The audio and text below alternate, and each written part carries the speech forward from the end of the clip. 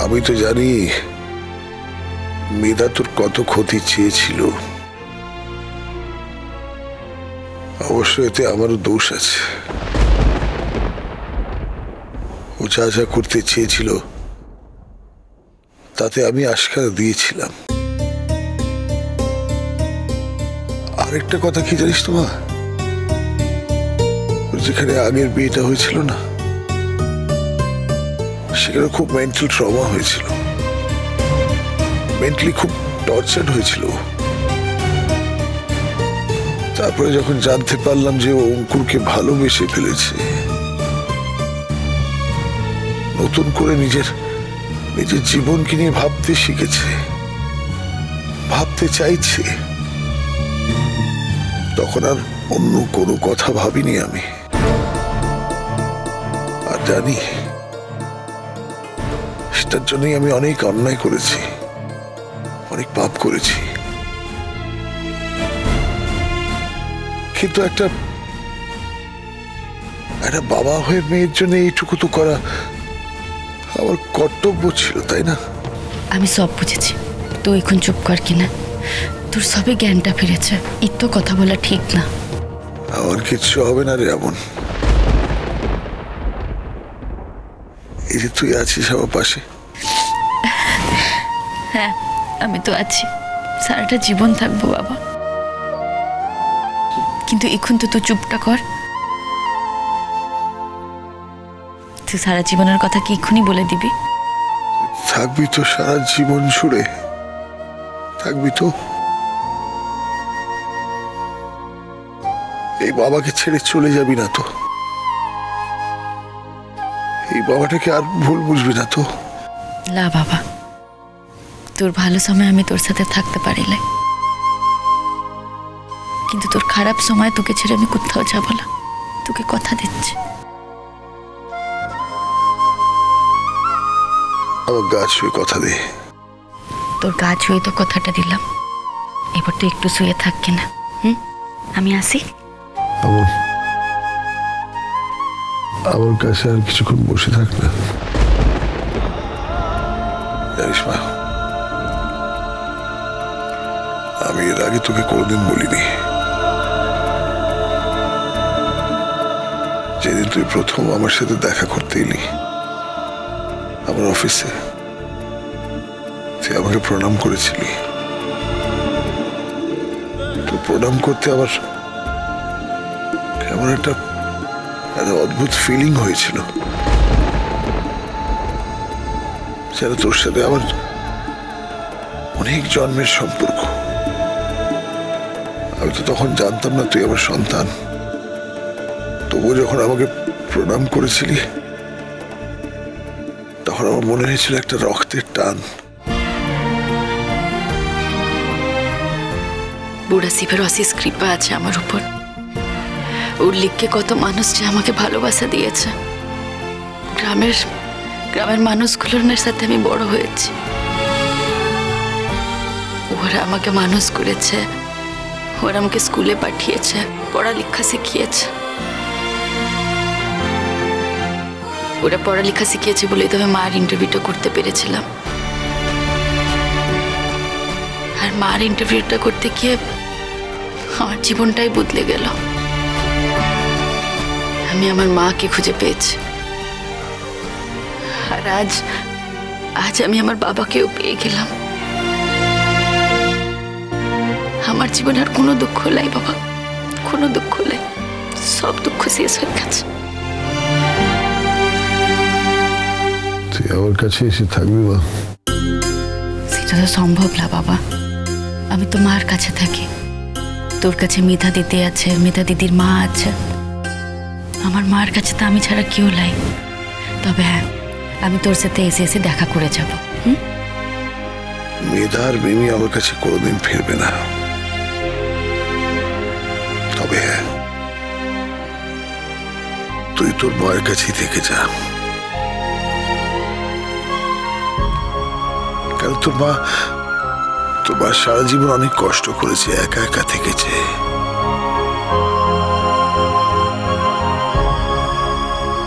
তোকে কাছে পেয়ে তোর মা খুব ভালো থাকবে রে।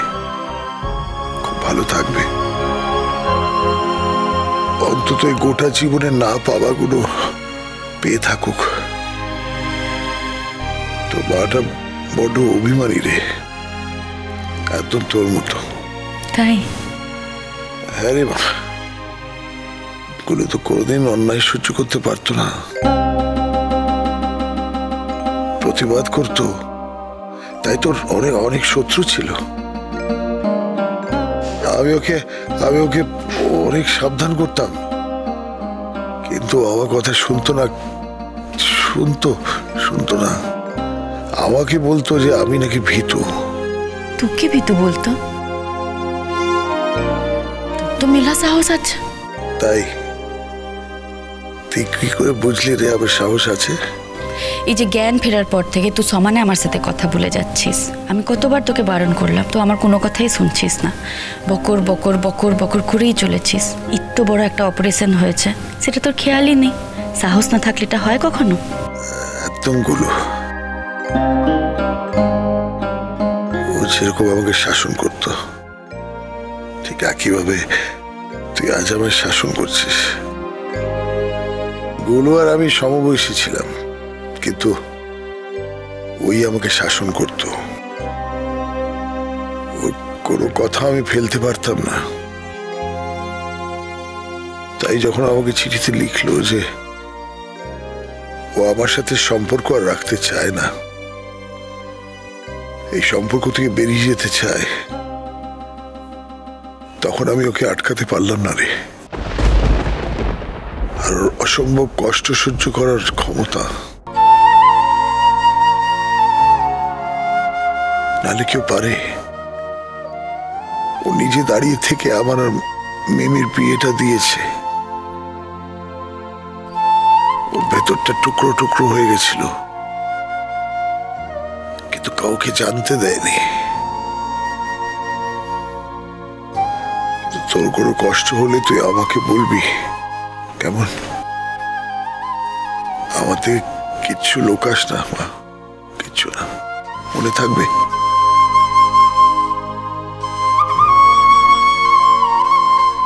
এবার তো আপনাকে যেতে হবে ম্যাডাম। হ্যাঁ, আমি যাচ্ছি। না এমন না, ও থাকুক না সিস্টার, আমি আর কথা বলবো না। তা বললে তো হবে না মিস্টার সিনহা। ডক্টরও বলে গেছেন আপনার একেবারেই বেশি কথা বলা বারণ, আর আপনি সমানে কথা বলে যাচ্ছেন। এই কথাটা যদি ডক্টর রায়ের কানে যায়, আমার চাকরিটা কিন্তু থাকবে না। আর তাছাড়া আপনাকে এখন একটা ইনজেকশন দেওয়া হবে, সেটা ঘুমের, আর সেটা নেওয়ার পর আপনাকে রেস্ট নিতে হবে।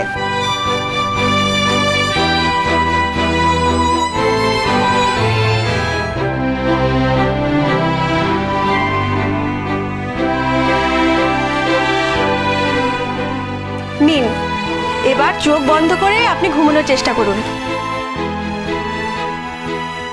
সিস্টার, আমি আর কথা বলবো না। আমার যতক্ষণ না ঘুম আসে এমন থাকুক না এখানে। ওকে, কিন্তু আপনি কথা বললেই ওনাকে বার করে দিতে বাধ্য হব কিন্তু। ঠিক আছে সিস্টার।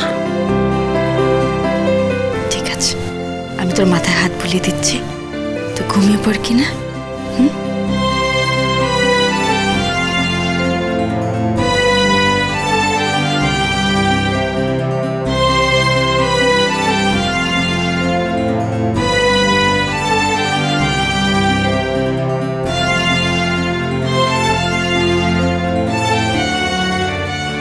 হে পুরাসিব, আমি তোকে বলেছিলাম বাবার প্রাণটা ফিরিয়ে দিলে আমি কোনোদিন ওর কাছে আসবো না। আমি কথাটা রাখতে পারিলাই। বাবার ডাকখান আমি উপেক্ষা করতে পারিলাই। তুই লিখে আমার বাবাটার কোনো ক্ষতি করিস না বুড়াসিব। আমি জানি তুই সবটা বুঝতে পারিস। কেন আমি আমার বাবার কাছে এসেছি সেটাও তুই নিশ্চয়ই বুঝতে পেরেছিস। এর লিখে তুই আমাকে ক্ষমা করে দে বুড়াসিব। আর আমার বাবাটাকে দেখিস, ওকে তাড়াতাড়ি সুস্থ করে দে। আর আমি তোর কাছে কিচ্ছু চাইলাম, কিচ্ছু না।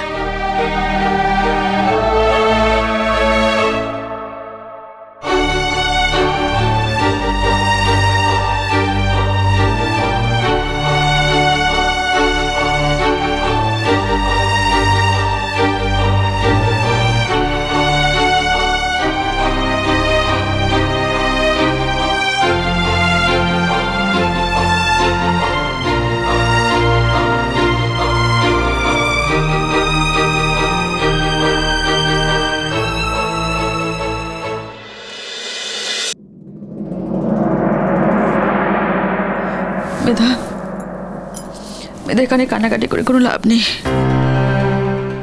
চল নে ব্যাগটা নে, চল আমরা যাই। ওঠ।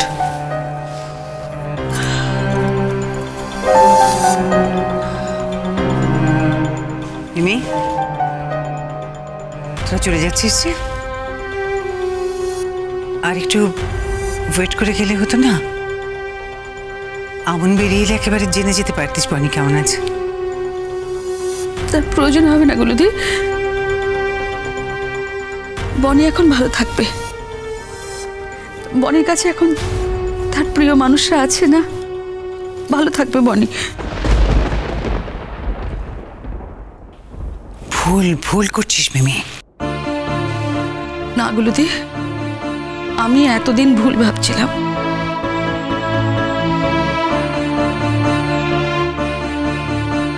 তো এত কিছুর পর একটু ভরসা ছিল বনির উপর।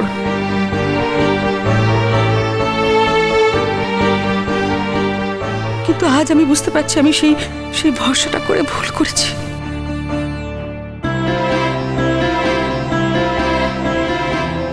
বনির এখন তার কাছের মানুষরা এসে গেছে, তার পাশে আছে।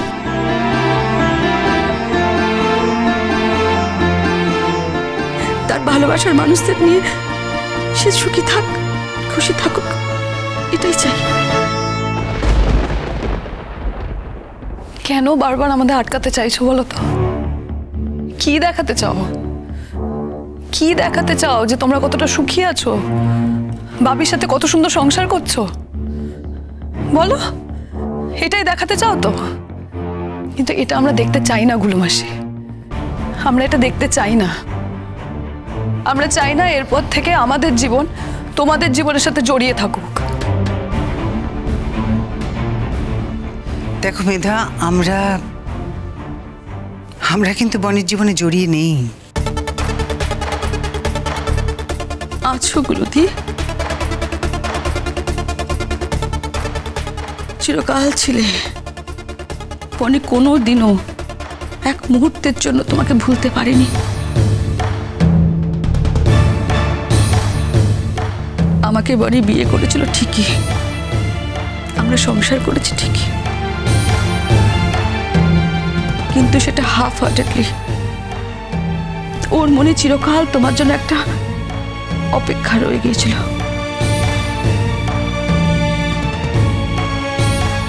আর এটা রয়ে গিয়েছিল তার কারণ তুমি তো বিয়ে করোনি গুলুদি।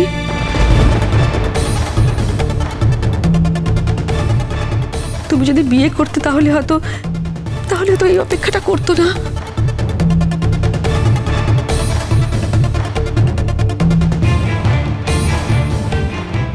না, তার মানেটা দাঁড়াচ্ছে যে তুই বলতে চাস বনির ধারণা ভাঙানোর জন্য এই বয়সে এসে আমি এখন একটা বিয়ে করব।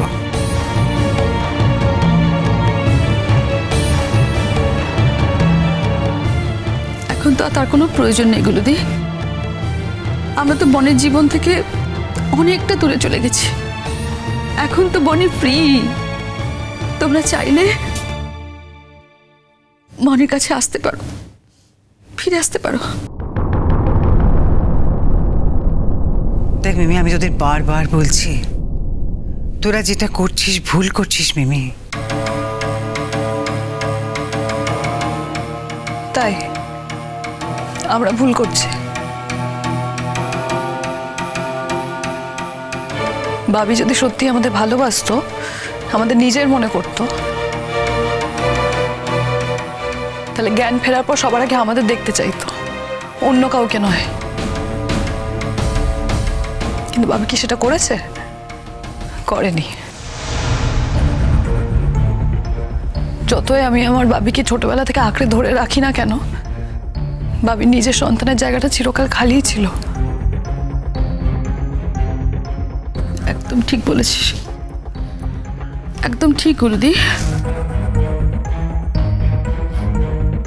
বনি যতই বোঝাক যে ও কতটা উদার, আসলে তা নয়। এই যে আমাদের মেধাকে আশ্রম থেকে আমরা তুলে নিয়ে বড় করেছি, ও বুঝিয়েছিল যে ওর কোনো অসুবিধা নেই, কিন্তু আসলে সত্যি তো তা নয়। ও তো খুব ভালো করে জানতো খামতিটা কার। ও জানতো যে খামতিটা আমার আছে, ওর তো নেই। আমার কারণেই ও নিঃসন্তান থাকতে হলো। ও নিজের রক্তের কোনো সন্তান হলো না। এই দুঃখটাও সারা জীবন বয়ে বেরিয়েছে।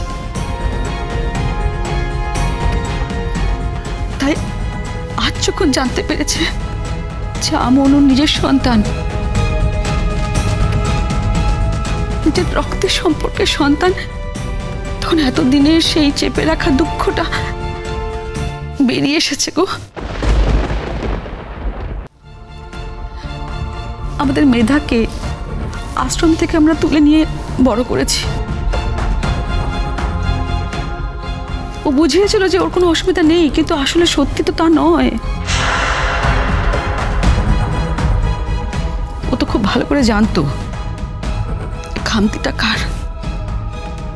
ও জানতো যে খামতিটা আমার আছে, ওর তো নেই। আমার কারণেই ও নিঃসন্তান থাকতে হলো। ও নিজের রক্তের কোনো সন্তান হলো না। এই দুঃখটাও সারা জীবন বয়ে বেরিয়েছে। তাই আজ যখন জানতে পেরেছে যে আমন ওর নিজের সন্তান,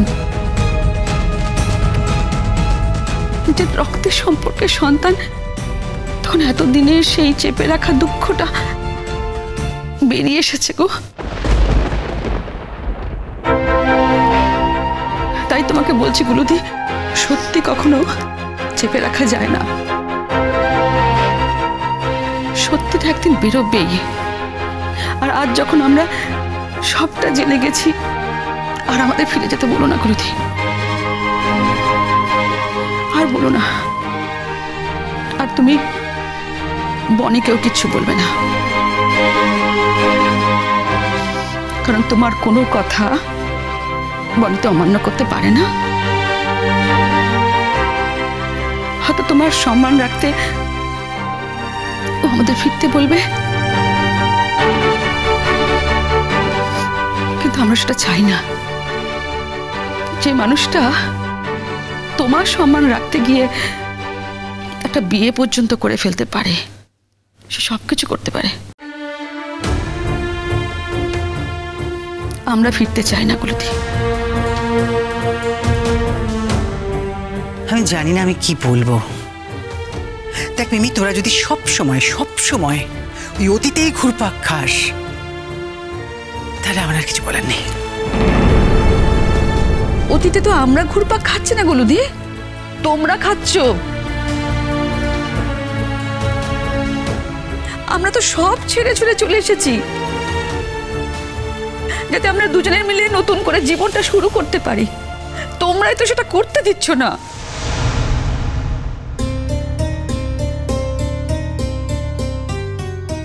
নতুন জীবন শুরু কর না, কেউ তো বাধা দিতে যাচ্ছে না।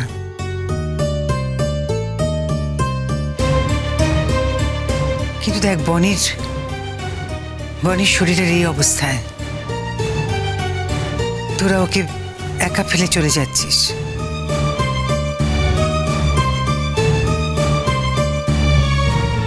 মানে এই অবস্থায় তোরা যদি ওর কাছে না থাকিস, সেটাও কি ঠিক?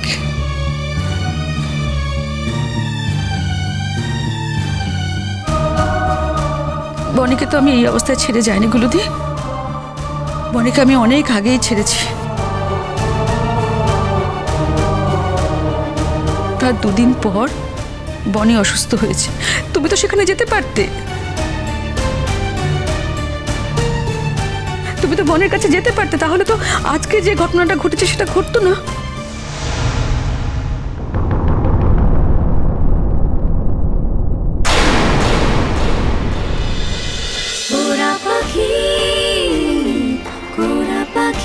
চলো চলো চলো চলো চলো পাল্টাই।